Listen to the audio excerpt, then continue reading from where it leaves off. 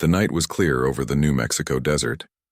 The stars burned bright above a quiet listening station tucked between the hills. Inside, Lucas Harper sat at his desk, sipping cold coffee and watching lines on a screen. He was used to silence. That was the job. Waiting, listening for something out there in the dark. Then it came. A signal, not random noise or interference. This was different. Sharp. Repeating. Lucas froze as the numbers scrolled across his monitor. He leaned closer, heart beating faster. The pattern was too clean to be natural. Someone, or something, was trying to say hello. Within hours, the signal had been confirmed. It wasn't from Earth. It wasn't from any known satellite or probe. It was coming from deep space, far beyond our solar system. Dr. Maria Gonzalez was called in. She was one of the top minds in SETI, the group that searched for alien life. When she saw the data, she didn't speak for a long time. Then she said, 2 words, analyze it. Scientists worked nonstop. The signal contained math, complex but not impossible to understand. It included star maps, coordinates, and something else. A kind of code buried beneath layers of symbols. The world watched as reports leaked online. Speculation exploded. Was it a message of peace? A warning? A test? Captain Daniel Hale stood in a secure room in Washington, staring at the same data. He was military, assigned to monitor possible threats. He didn't like what he saw. Aliens didn't just call home without reason. If they were reaching out, it meant they knew we were here. Overnight, governments met behind closed doors. Some wanted to answer. Others wanted to stay silent. The internet was full of theories. Fear and excitement spread like fire. But then, the second signal arrived. It repeated every 12 hours, always at midnight. Precise, deliberate. And this time, it carried more than numbers. It showed blueprints, massive structures, strange shapes that no human had ever built. Lucas stared at the screen again, eyes wide. They're showing us how to build something, he whispered. But why? Maria asked. No one had an answer. Daniel. Hale tightened his jaw. If they're giving us tech, it means they already decided we're worth talking to or worth watching. Outside, the world changed. People stopped looking up at the sky with wonder. Now they looked with worry. Something had hurt us. And now, it was speaking back. The world couldn't stop talking about the signal. Governments met behind closed doors while scientists argued on TV. Some said humanity should respond with peace, others said silence was safer. But one man believed only strength would keep Earth alive. Colonel Isaac Grant had spent his life preparing for war. Not just any war, war beyond Earth. He ran Project Orion, a secret unit that studied space. Threats. When the alien message came, he didn't see an invitation. He saw a challenge. They tested us, he told a closed-door meeting in Washington, and they're waiting to see what we do next. President Elizabeth Keller listened carefully. She was known for being calm under pressure, but even she felt the weight of the moment. The signal had changed everything. Now, the world wanted answers. In New York, the United Nations called an emergency session. Diplomats debated late into the night. Should they send a reply? What if it made things worse? What if not replying made them look weak? Meanwhile, online, someone leaked the blueprints. Jessica Lowell wasn't a spy or a soldier. She was just a young hacker who believed people deserved the truth. Within hours, the alien designs were everywhere. Engineers tried to understand them. Conspiracy theorists claimed they were proof of ancient aliens. Governments scrambled to control the chaos. Lucas Harper watched it all unfold from his office. He barely slept anymore. They didn't send this just to show off, he muttered, staring at the strange symbols. They want something. Dr. Maria Gonzalez agreed. But what? Captain Daniel Hale had an idea. He walked into a secure room and spoke to a small group of military leaders. If they're watching us, let them see what we're made of. What followed was fast. A test broadcast was prepared. No words, no music, just images. Cities lighting up the night, forests stretching across continents, oceans full of life. Then came the final clip, a missile launching into space followed by the American flag. It was sent out using the most powerful deep space antenna available. Isaac Grant watched the signal leave Earth. Let them see we're not afraid. Then, silence. For 2 days, nothing. People waited, feared, hoped, until the response came. Not the same signal, not the same tone. This time it was different. Shorter, colder, and this time it carried a message. You should not have answered. 3 months passed. The world tried to return to normal. But deep down, everyone remembered the message. You should not have answered. Then something appeared near Jupiter. No one saw it arrive. One moment space was empty. The next, there it was, a dark object, silent and unmoving. It didn't shine like a planet or burn like a star. It just was. Commander Aaron Bradford flew the first drone to approach it.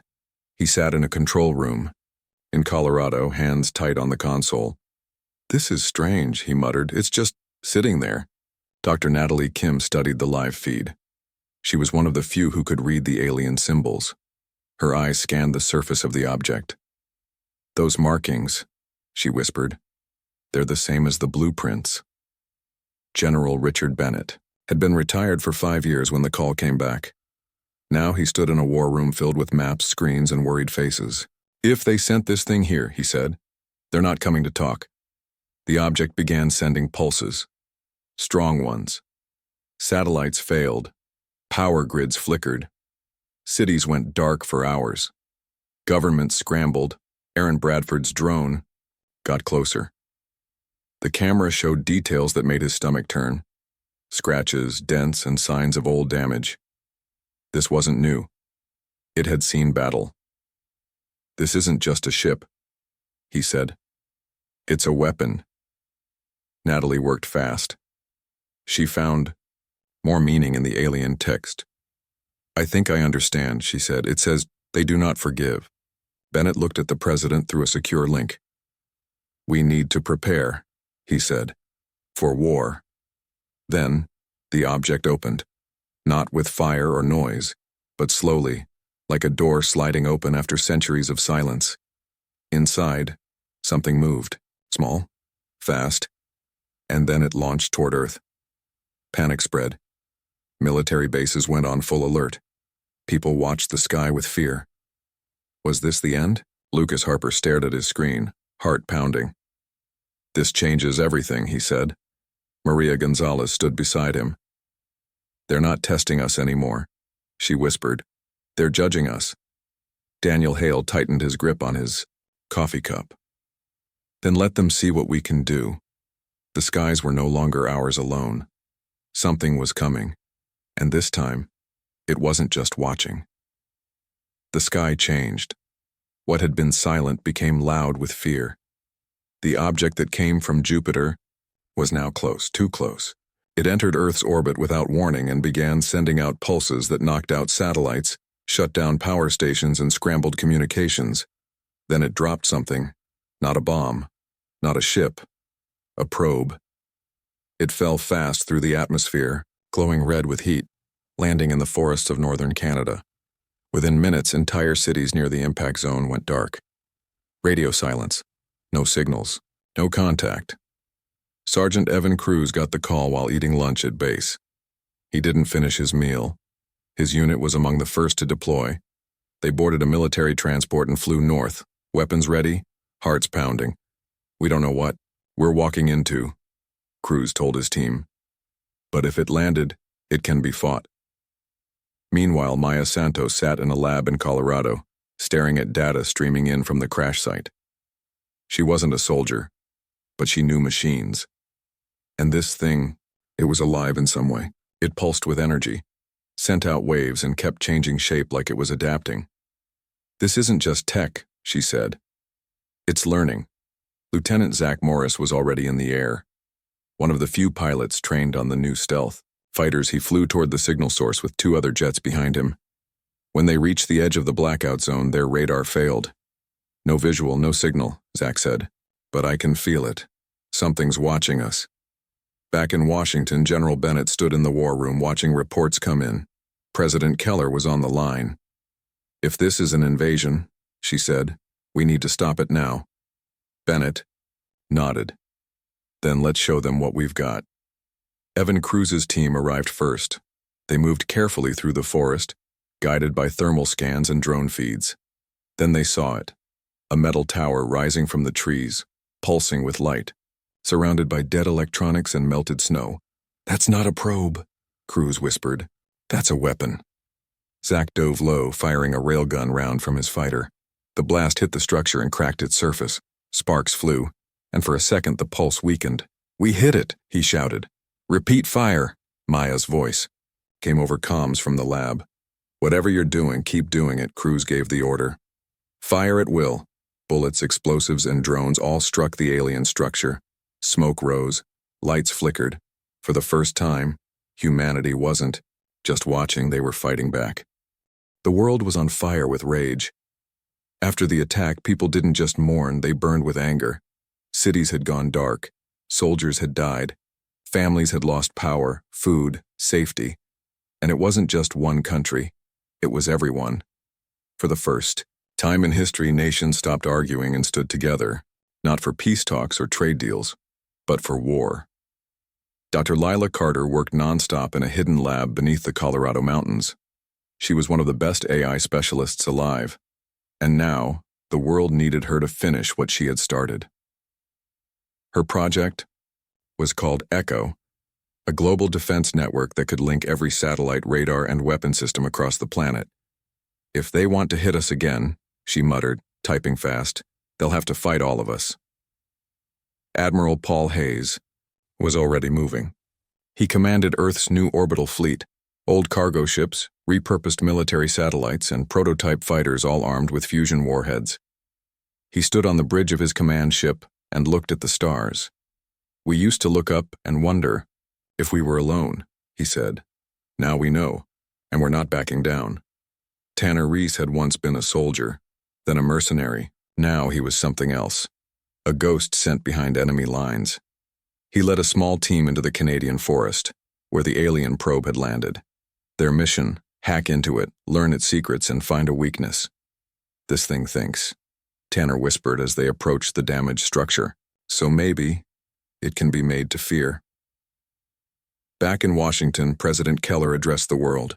Her voice was calm, but her eyes burned with fire. "They tested us," she said. "They thought we would run. They thought we would beg. They were wrong. Millions watched. Billions listened. Humanity does not ask for war," she continued, "but when it comes to us, we answer." As the speech ended, Echo came online. Satellites realigned. Weapons powered up. Defenses linked across continents. For the first time, Earth didn't just react. It responded. Lila watched the final data stream roll in. "It's working," she said. "We're ready." In space, Admiral Hayes gave the order. "Take us out toward Mars." On the ground, Tanner Reese uploaded a virus into the alien machine. Sparks flew, lights blinked. Then silence. Then, a message appeared on screens across the world. "You should not." "I've answered." President Keller smiled coldly. "And you shouldn't have come." The fleet moved like a storm across the black sky. Dozens of ships, some old, some new, flew toward Mars, not for peace, not for talk, but for war. At the front was the USS Independence, commanded by Captain Leah Walker. She had flown missions over Earth, fought in training wars in space, and now she led humanity's first true strike force. "This is it," she said, looking out the view screen. "We show them who we are." Dr. Samuel Park sat in the science bay watching data scroll across his screen. He had found something big, a flaw in the alien ship's shield. It pulsed every few minutes, weakening just enough to let a weapon through. But getting close would be deadly. Tyler Jones, the chief engineer, built the weapon. A small charge packed with power. One shot. One chance. Sam knew what had to be done. "I'll take it in," he told Leah. She looked at him, eyes serious. You won't come back. Then make sure it counts, he said. As the fleet got closer, the alien mothership responded. It fired beams that tore through space, hitting 2 smaller ships. Metal burned, oxygen leaked. People died. Leah clenched her jaw. Keep moving. Tanner Reese watched from Earth, linked to the mission through Echo. He saw the attack, saw the damage. They're going to need more time, he said. Then give it to them, Maya Santos replied. Echo sent new commands to satellites still orbiting Mars. They fired dummy signals, fake targets, drawing enemy fire away from the main fleet. Sam stood in the launch bay, holding the charge. Tell my daughter I loved her, he said. Then he stepped into the pod, locked the door, and launched himself toward the alien heart. The others watched as he flew forward, dodging fire, closing in. Come on, Sam, Leah whispered. He hit the shield at full speed. The charge detonated. For a second. Nothing. Then the shield flickered. Then broke. Now, Leah shouted. Every ship fired. Fusion warheads, railgun rounds, plasma bursts, all struck the alien ship at once. Explosions lit up space like a new sun. The enemy ship cracked, split, then vanished in a flash of light. Silence followed. Then cheers filled the comms. They had won. But Sam was gone. Leah looked at the stars, voice low. Thank you, Sam. Rest well. Far below on Earth, President Keller stood at her window watching the sky. They thought we were weak, she said. She smiled. They were wrong. The war was over, but the world had changed forever. The alien ship was gone. The threat had ended, but humanity didn't return to sleep. They had been tested, and they had answered. In Washington, Vice President Jonathan Cruz stood before a crowd unlike any before. President Keller had died during the battle, lost when a second alien probe struck the East Coast. Now, he led a world that no longer looked up at the stars with fear, but with purpose. We were given a message, he said into the microphone. A warning. But we chose to fight. People cheered. Not just Americans, people from every nation. For the first time, the world stood together as one. Sergeant Evan Cruz, now promoted to captain, stood on a new base built on the moon. He wore a different uniform now, one with a new patch, Interplanetary Defense Corps. His job wasn't just to protect a country anymore, it was to protect Earth. He looked out at the black sky. Ships passed overhead. Humans were building out there now, mining asteroids, setting up stations, watching. Dr. Natalie Kim sat in a research center on Mars. She had been named Earth's first official ambassador to the stars. She didn't know who would come next. But she was ready. On her screen, a new signal arrived. Not from the same aliens. Someone else was listening now. Back on Earth, children played beneath the open sky. Parents watched them with tired eyes, but also pride. Life went on, stronger, smarter. Lucas Harper stood beside Maria Gonzalez near the ruins of the old listening station in New Mexico. The wind blew dust across broken glass. Do you think we'll hear from them again? Lucas asked. Yes, Maria said. But next time we won't wait to be attacked. Far above, the USS Independence floated in orbit, repaired and ready. More ships followed. More missions waited. The galaxy knew about Earth now, and Earth was done hiding. They had awakened something that day, the fury of humanity, and that fury would never sleep again.